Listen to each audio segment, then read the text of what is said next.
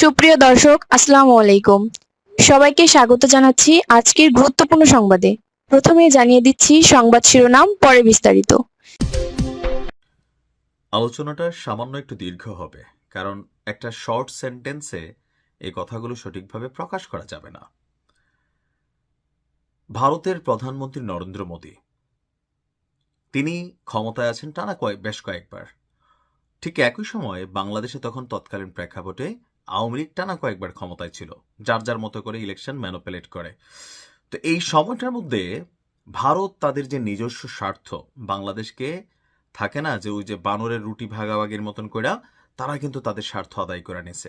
Even Sheikh Hasina নিজেও বলছিলেন যে ভারতকে যা দিছি মনে রাখবে। আর ভারতও সেটার কৃতজ্ঞতা স্বরূপ 5ই আগস্টে শেখ হাসিনাকে ভারতে আশ্রয় দিয়েছেন। শুধুমাত্র শেখ হাসিনাকে না, আওয়ামী লীগের মূল যে টিমটা, এটা পুরোটাই ভারতে। তাদেরকে সেখানে প্রোটেকশন, শেল্টার, গাড়ি বাড়ি সবকিছু দিচ্ছেন। ইভেন সরকারের বিভিন্ন বাংলাদেশের সাথে যে বন্দি বিনিময় চুক্তি, সেগুলোকে ভারত পাত্তা দিচ্ছে না। অপরদিকে ডক্টর ইউনুস এবং মোদির মধ্যে দা কুরাল সম্পর্ক। কারণ ডক্টর ইউনুস ক্ষমতায় আসার পর ভারত মনে করছে বাংলাদেশ কন্ট্রোল করা হচ্ছে পাকিস্তান থেকে। সাম্প্রতিক সময়ে পাকিস্তানের বেশ কিছু সেনা অফিসার বা পাকিস্তানের সাথে বন্দর থেকে বিভিন্ন কিছু যখন চুক্তিগুলো হচ্ছে, সেই আবার বাংলাদেশ সামরিক যে যানবাহন কিনছে, তো এগুলোতে ভারত কিন্তু কনসার্ন। এবং ভারতের যে সাবেক বিমান প্রধান, তিনি বলছিলেন যে বাংলাদেশ পাকিস্তান একযোগ হয়ে ভারতে আক্রমণ করবে।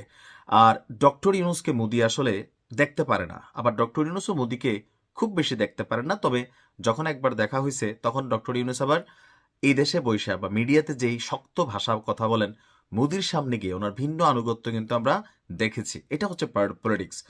যাই হোক, এখন এই মুহূর্তে যেহেতু বাংলাদেশে আওয়ামী লীগ রাজনৈতিক ক্ষমতায় আসবে না, পরবর্তী অংশটা সেটা হচ্ছে বিএনপি। পিনাকি থেকে ইলিয়াস প্রত্যেকেই একটা ন্যারেটিভ তৈরির চেষ্টা করছেন, বা জামাতও কিছুটা অংশে, যে বিএনপি আসলে ভারতের মানে কথায় রাজনীতি করছে। বিএনপির 5ই আগস্ট পরবর্তী রাজনীতিটা ভারত কন্ট্রোল করছেন। ইভেন এই যে তারেক জিয়া দেশে আসতে পারতেছেন না, সেইখানেও ভারতের অনুমতি পাচ্ছেন না, মার্কিন যুক্তরাষ্ট্রের গ্রিন সিগন্যাল পাচ্ছেন না, এই জন্য আসতেছেন না। তো এই যে সার্বিকভাবে আওয়ামী লীগের পরে ভারতের এই দেশে খেলোয়াড় হিসেবে বিএনপি, এমনটা কিন্তু একটা ন্যারেটিভ আপনারা দেখতেছেন না। সারাদিন রাত পিনাকি, ইলিয়াস, কনক সরোয়ার যারা আছে, বা আমার দেশ পত্রিকার মাহমুদ ভাই যারা আছেন, তারা কিন্তু একটা টিম, তারা এটা এস্টাবলিশ করার ট্রাই করছেন। তো এর মাঝখানে গতকালকে যখন ভারতের প্রধানমন্ত্রী নরেন্দ্র মোদী বেগম খালেদা জিয়ার স্বাস্থ্য নিয়ে উদ্বেগ প্রকাশ করলেন, এটা নিয়ে এই শ্রেণীটা যারা আবার বিএনপিকে এই মুহূর্তে ভারতের দালাল বানাচ্ছেন, যে বিএনপির এখন প্রপিতা হচ্ছে ভারত, তারাই কন্ট্রোল করতেছে, তাদের প্রেসক্রিপশনে দেশ চলতেছে, সেনা প্রধানকে সরাইতে দিচ্ছে না, বিএনপি বাধা দিচ্ছে, রাষ্ট্রপতিকে সরাইতে দিচ্ছে না, এগুলো কারা বলে? পিনাকি গং যারা আছেন তারাই বলেন।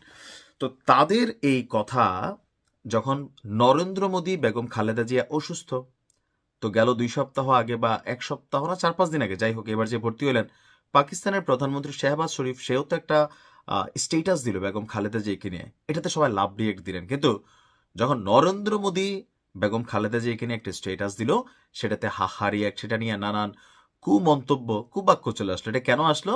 কারণ ওই যে ভারত দিন শেষে বিএনপির হোক, আজকে যদি জামাতের আমিরকে দেয়, তখন দেখবেন এটা নিয়ে ট্রল শুরু হয়েছে, কারণ ঘটনাটা নরেন্দ্র মোদী করছে। আচ্ছা, নরেন্দ্র মোদী আসলে কি করছেন কাজটা? এখন নরেন্দ্র মোদীর এরকম অ্যাক্টিভিটি, যে আওয়ামী লীগের ফিলিংস কি? অবশ্যই খুব বেশি ভালো না, মন খারাপের ফিলিংস, যে নরেন্দ্র মোদী কেন দিল।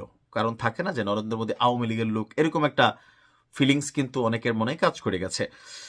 বাংলাদেশের সাবেক প্রধানমন্ত্রী এবং বিএনপি চেয়ারপারসন বেগম খালেদা জিয়ার অসুস্থতার খবরে গভীর উদ্বেগ প্রকাশ করেছে ভারতের প্রধানমন্ত্রী নরেন্দ্র মোদী। এখন তার এই উদ্বেগ কেন? বেসিক্যালি এটা হচ্ছে ডিপ্লোমেটিক একটা লেটার। এটা নরেন্দ্র মোদী নিজে দিছে, নিজে তার চালানোর সময় আছে, বা ধরেন সাধারণ একজন মানুষ হলে ডক্টর ইউনুস শোক জানায়, ওনার এগুলো চিনেও না ভালো করে হয়তো। শেখ হাসিনা অনেকের মৃত্যুতে শোক জানিয়েছেন, আমজনতা একদম বা উদ্বেগ প্রকাশ করেন, এগুলো তাদের যেই দাপ্তরিকভাবে তাদের এই পেজ অথবা তাদের বিবৃতিগুলো আসলে দেওয়া হয়। তো যাই হোক, গতকালকে মানে 1 ডিসেম্বর সন্ধ্যা 9টা 56 মিনিটে নিজের অফিসিয়াল টুইটার অ্যাকাউন্ট, মানে বর্তমানে এক্স, সেখান থেকে একটা বার্তায় মোদী লিখেছেন, deeply concern to learn about the health of Begum Khaleda Zia, who has contributed to Bangladesh public life for many years. Our sincere prayers and best wishes for her speedy recovery.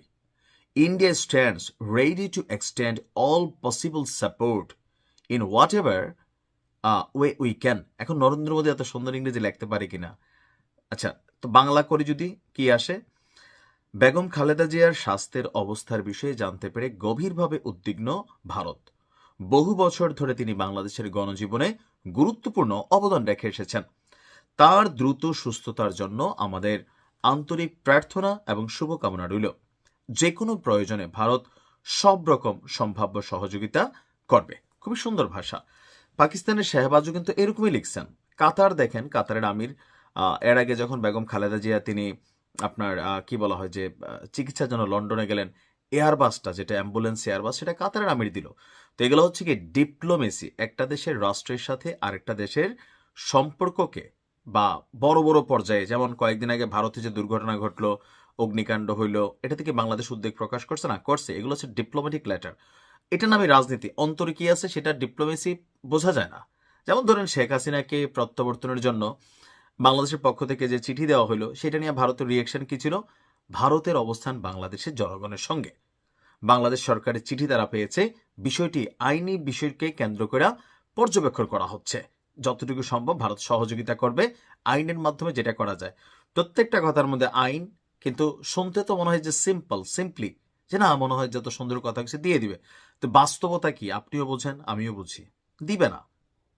কিন্তু মুখে তারা এটা বলবেও না যে দিব। এটার জন্য আপনাকে 16 ঘাট পানি খাওয়াবে। তাদের রাষ্ট্রের যে আইন, যে কোনো দেশে যখন কোনো মানুষ থাকে তার চলমান আইনটা কার্যকর হয়ে যায়। তো সেই ক্ষেত্রে এখানে কিছু কনফ্লিক্ট তৈরি হয়। আর বিএনপির সাথে ভারতকে জড়িয়ে অনেকেই, মির্জা ফখরুল, তারপর হচ্ছেন অনেককে ভারতের এজেন্ট, দালাল, এগুলা কারা বানায়? পিনাকি সহ ইলিয়াস যারা আছে, তারা এখন অবস্থানটা টোটালি ধরেন বিএনপি